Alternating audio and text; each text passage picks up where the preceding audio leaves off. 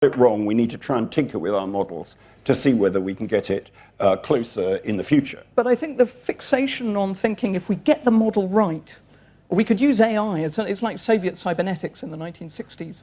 If we just get the right methodology, we can give up this exhausting curiosity about the world and this exhausting need to make moral decisions, and we can lay back and give up responsibility, and the whole clockwork cosmos will work beautifully for us.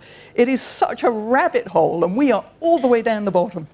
And so I think, just as an analytical stance, if you say the world is not computable, and so forecasting, interesting thought experiment, it's not what we ought to be sort of focusing on.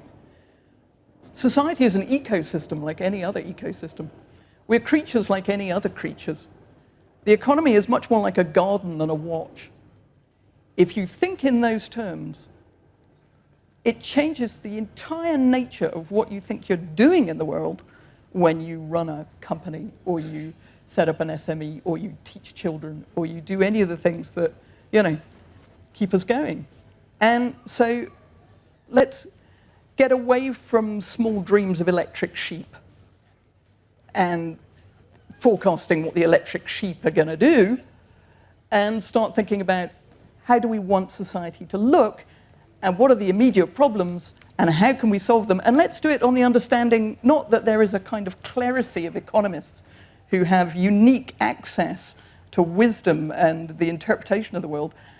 And remember that all our knowledge, all our experience is absolutely relevant. We won't solve anything unless we remember that we have collective intelligence. Bring a lot of different voices into the room. You have as much knowledge as you can ever attain about how to solve the problem in front of you. So let's get away from, engineers of human souls, because boy, do they get it wrong.